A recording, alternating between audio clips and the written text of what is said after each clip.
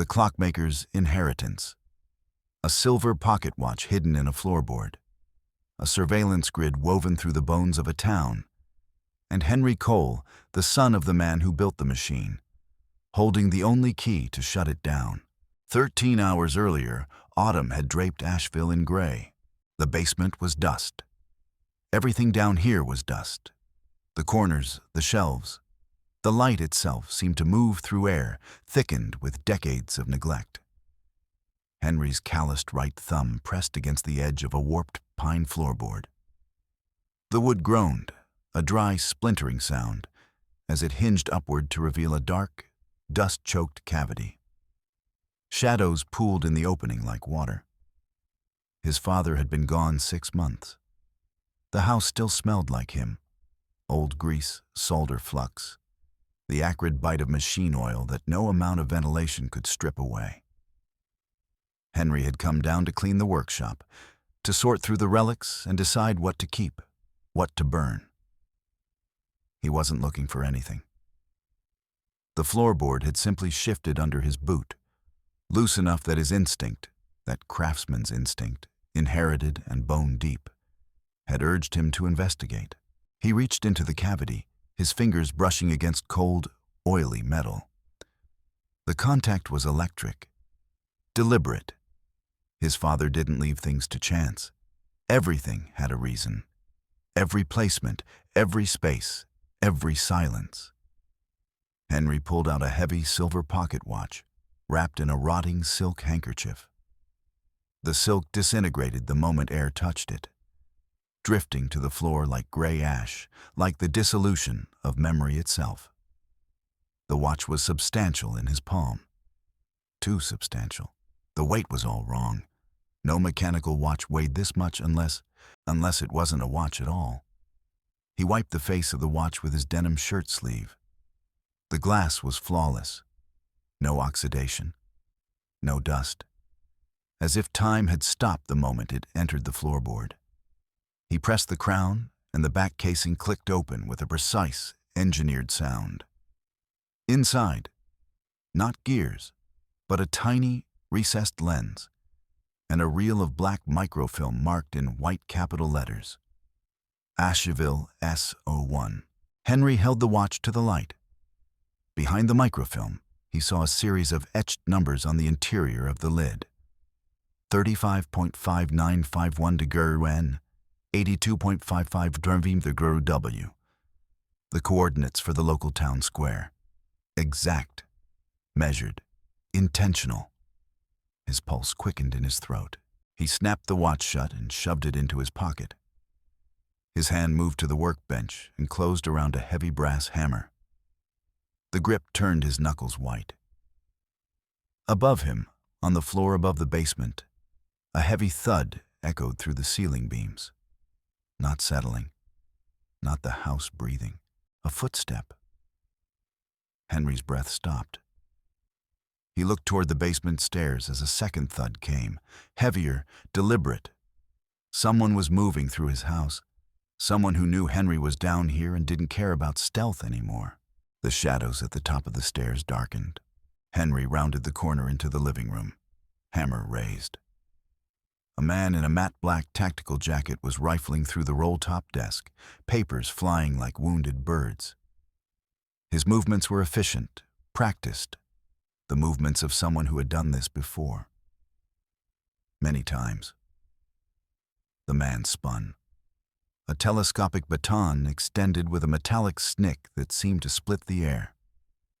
He lunged at Henry, the baton whistling through space, narrowly missing Henry's ear and smashing a ceramic lamp into white shards that caught the autumn light like scattered ice. Henry roared. The hammer came up in a clean arc and connected with the intruder's wrist with a sickening crunch. A sound that belonged in a butcher shop, not a living room. The baton clattered to the hardwood floor. Henry drove his shoulder into the man's chest, knocking him back into the desk. The wood creaked under the impact. The intruder didn't cry out. There was no pain response, no curse, no sound at all. Just efficiency. He kicked out, a heavy boot heel catching Henry in the solar plexus. Henry staggered back, gasping for air, lungs burning. The intruder didn't follow up. He vaulted through the open window, the screen tearing away in his wake. The sound of shattering glass came a split second later. A deliberate exit, calculated for speed. Henry crawled to the window, chest heaving. Outside, a black SUV with no license plate screeched away, tires smoking on the asphalt. The vehicle turned the corner and disappeared into the afternoon haze, leaving only a smell of burned rubber and a thin trail of smoke. He reached into his pocket, his fingers finding the cold, hard edges of the pocket watch. It was still there. Arthur Pringle hurried across the lawn, a man in his 70s moving with an odd, jerking gait. The remnants of an old injury, maybe, or the gait of a man living in chronic pain. He was holding a plate of cookies covered in plastic wrap. His eyes were darting toward the broken window as Henry stepped onto the porch, hiding the hammer behind his leg. "Henry, good heavens, was that a crash? Are you all right?" Arthur's voice was shaky, pitched too high, threaded with an emotion that Henry couldn't name. Fear. Guilt. Complicity? Henry studied Arthur's face. The older man was sweating despite the cool air. His collar was damp. As Arthur leaned in, the sunlight caught a small, flesh-colored plastic nub inside Arthur's right ear canal. A surveillance earpiece. Military grade. Recent. Active. Henry's hand moved like a snake. He grabbed Arthur's collar and yanked him upward. With his other hand, he dug his finger into Arthur's ear and pried the device loose. Arthur yelped, dropping the cookies. The plate shattered, sugar cookies scattering across the porch boards like pale stones. Arthur collapsed onto his knees, tears streaming down his face. He didn't look like a spy. He looked like a prisoner, a man with a gun to his head. He pointed a trembling finger toward the streetlights, which were flickering in a rhythmic, coded pattern. 3 short pulses. 1 long, 3 short. They have photos of my daughter, Henry. They see everything. His voice cracked. You shouldn't have opened that floorboard. Henry dropped the earpiece and crushed it under his boot. The plastic cracked with a satisfying crunch. He looked around his neighborhood. Every window seemed like a lens, every neighbor a potential guard, every brick and beam a sensor. The trees themselves looked like antennas, the power lines like neural pathways. He turned and ran toward his garage. The drive took 20 minutes. Rain had started to fall, turning the autumn afternoon into something from a film noir. All wet pavement and neon reflections. Henry's old truck groaned at the speed. He didn't care about traffic laws or attention. Everything was already unraveling. The Asheville Public Library was a beige brick building on the corner of Spring Street, closed on Sundays. Henry knew the back entrance. He'd helped his father repair the old brass locks years ago, a job that had seemed pointless at the time. Now it made sense. Everything made sense, in the way that terrible things make sense retroactively. He used an old key. It worked. The basement was quiet, lit by the kind of emergency lighting that pulsed every 5 seconds or so. Henry's flashlight cut through the gloom as he pushed aside a heavy steel bookshelf. Behind it, a circular hatch marked Asheville Utilities. Project Kronos was bolted to the stone wall. He pulled the pocket watch from his pocket. The back was smooth except for a perfectly sized circular indentation. He inserted the watch. It fit like the piece of a lock. The watch ticked loudly, once, twice, and a pneumatic hiss echoed as the hatch rotated and slid open. Blue light spilled out from within, washing his face in cold, electric illumination. Henry crawled through the hatch into a clinical, white-lit tunnel. Fiber optic cables pulsed with rhythmic blue light along the ceiling like veins. Wall-mounted monitors displayed live feeds of kitchens, bedrooms, street corners, He could see Mrs. Hendricks in her kitchen on Birch Avenue, making dinner. He could see the interior of the bank, the fire station, the elementary school gymnasium where children were playing basketball. He walked past a monitor. It showed his own living room. He saw himself, or rather, saw the room as it was 10 minutes ago. Then the image skipped, and he saw a man in a lab coat entering his house through the front door. A technician, someone who had been sent to verify the watch had been found. He checked his own pocket watch. The digital display on the side of the case read, "2 hours left." A heavy steel door at the end of the tunnel began to rise. Henry ducked behind a server rack as 2 security guards in gray uniforms ran past, their boots clanking on the metal grating. Each carried a pulse rifle. Weapons that looked like they belonged in a science fiction film, not in the basement of his hometown. He waited until they passed, counting their footsteps, listening to the hum of the servers. The surveillance grid was vast. It was integrated into the infrastructure like a second nervous system. The cables, the servers, the monitors, all of it running with the precision of clockwork. His father's clockwork. Henry moved deeper into the tunnel. The server room was at the center, a circular chamber with walls of black server racks rising to a ceiling lost in shadow. The air tasted like ozone and overheating electronics. Monitors flashed with data streams, footage, location tracking, communication interception. A city's worth of secrets, all flowing through this room. A guard stopped, his flashlight beam hitting Henry's boot. He shouted into his shoulder mic and drew a stun wand. He swung the wand, a crackle of blue electricity narrowly missing Henry's head, the air crackling with the smell of ionized air. Henry pulled a long, sharpened machinist's scribe from his pocket, an old tool his father had left in the workshop, sharp enough to draw blood without pressure. He plunged it into the guard's shoulder. The guard screamed, the stun wand clattering to the floor. Henry grabs the wand while it was still live, the electricity still sparking between the tips. He jammed the stun wand into a cooling vent on the main server rack. Electrical arcs erupted, white smoke billowing out as the server fans screamed and then died. The surveillance monitors throughout the tunnel began to flicker and go dark, cascading failures spreading like dominoes across the grid. The second guard fired a pulse round. The shot hit a pipe near Henry's hand, venting scalding steam.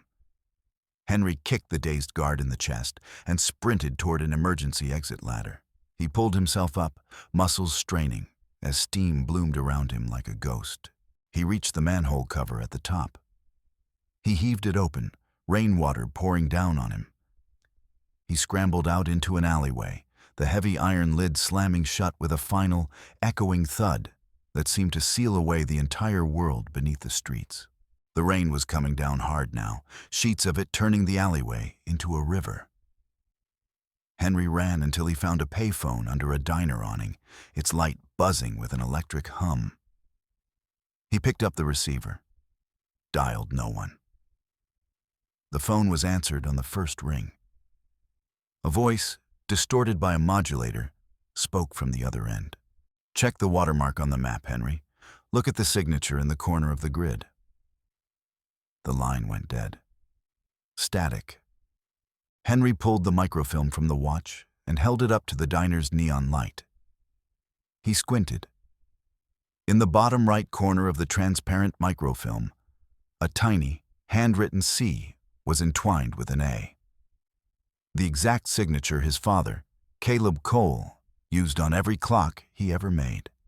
Henry had watched him make that mark thousands of times. The practiced flourish of a craftsman signing his work. Henry slammed the receiver onto the hook. The plastic cracked under the impact. His father didn't hide the watch to expose the truth. He hid it to preserve the legacy.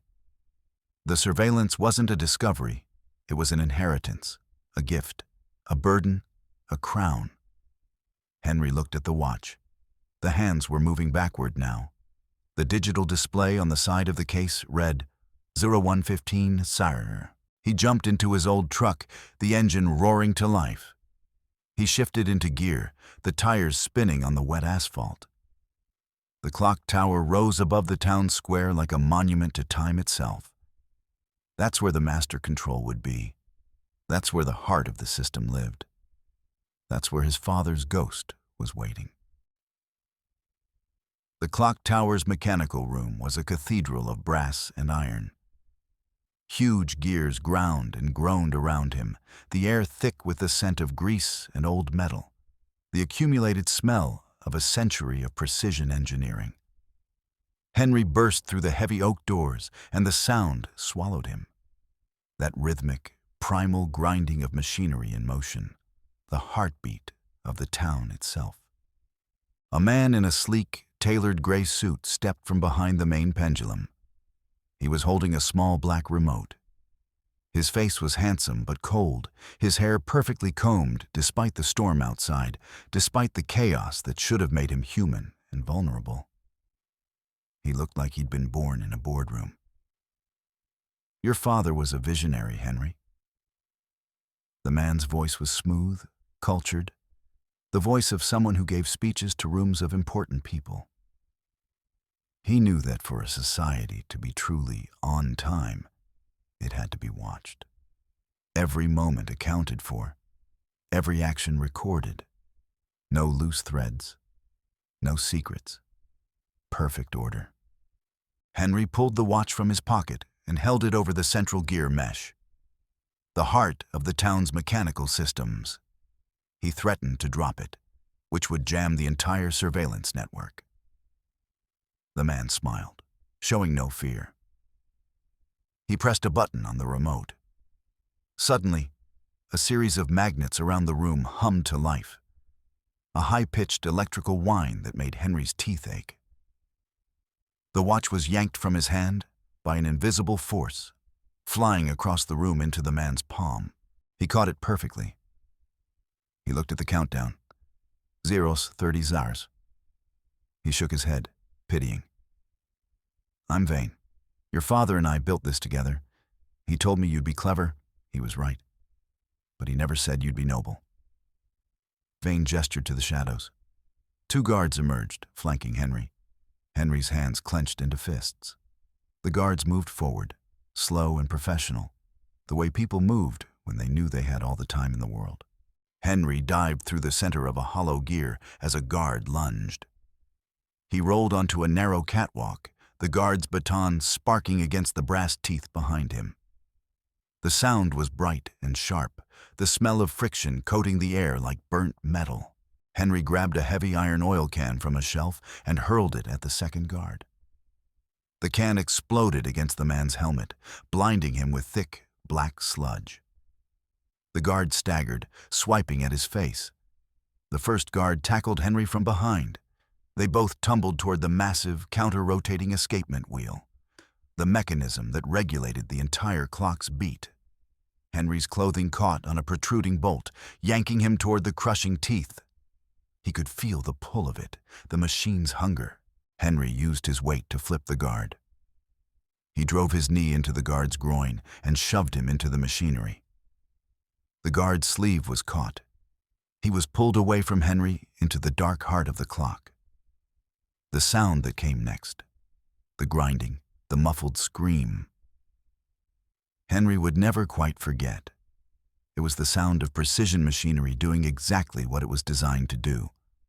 Measure, process, eliminate. Henry stood up, his jacket in tatters. He looked for Vane, but the mastermind was gone.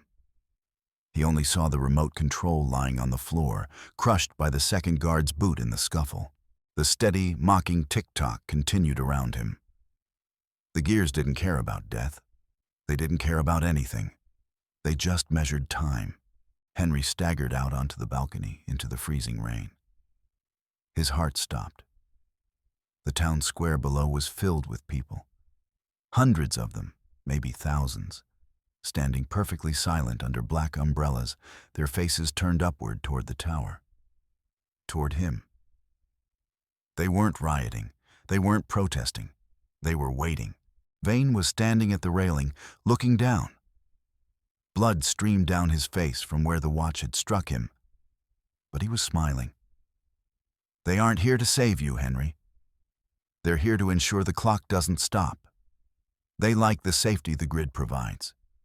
They like knowing who is at the door. They like having enemies identified. They like their routines measured and protected.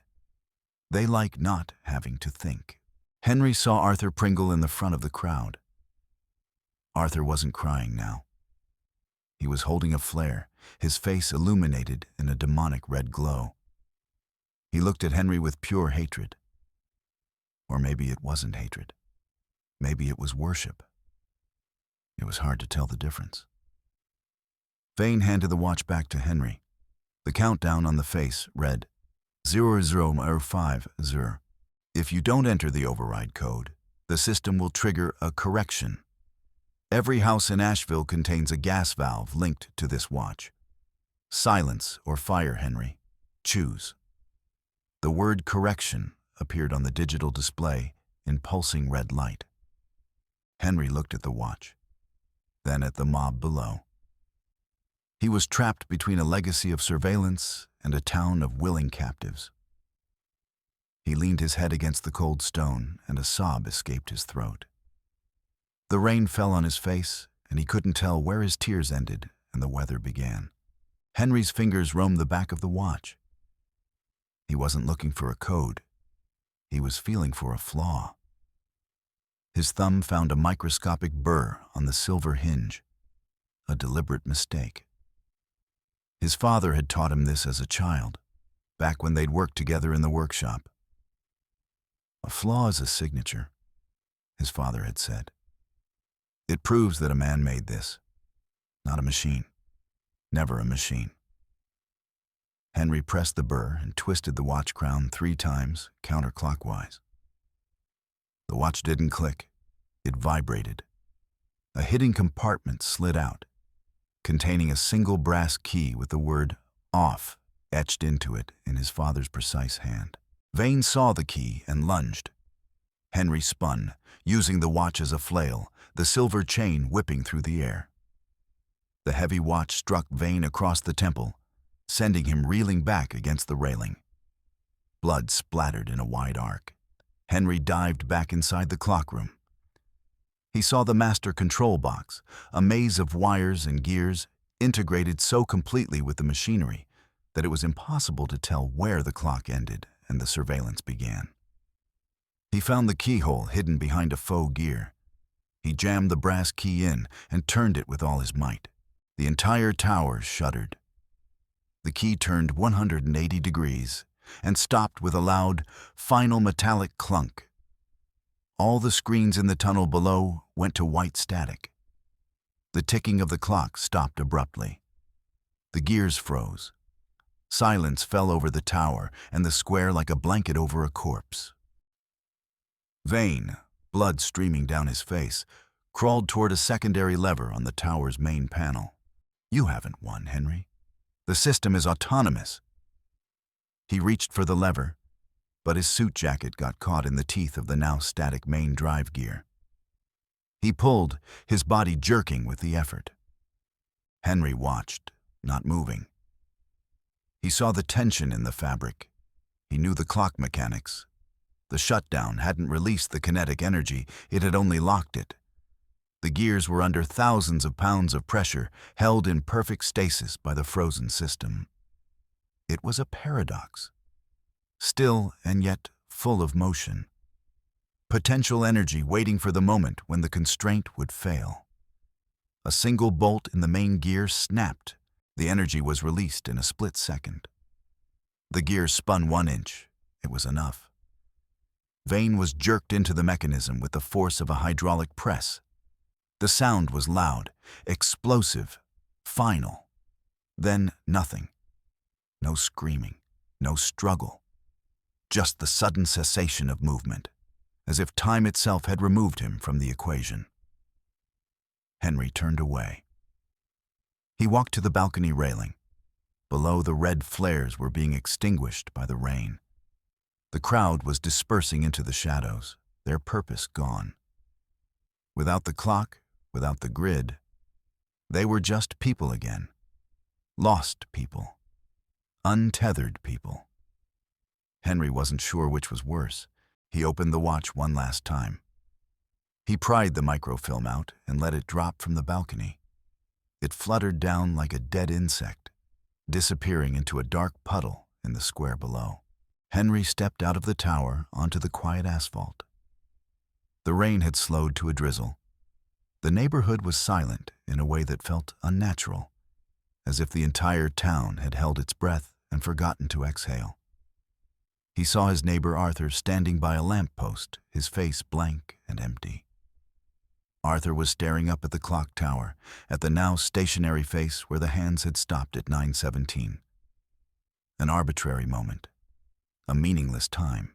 Henry walked past Arthur. He expected a word, a look of shame, a threat. But Arthur just stared at the empty clock face. Without the grid, without the direction, Arthur seemed like a clock with its spring cut. Henry reached into his pocket and found the silver watch. It was completely still. No ticking, no countdown. Just a hollow silver shell, warm from his body heat. He realized that by stopping the grid, he hadn't freed the town, he had just stopped time for them. They would stand in the rain forever, waiting for direction that would never come. He looked at the back of the watch. Small, new text had appeared, etched into the silver by some internal mechanism. Property of the architect. Henry Cole. The words seemed to burn. They seemed to rearrange themselves in the rain light. His father's final message, his final joke, his final curse.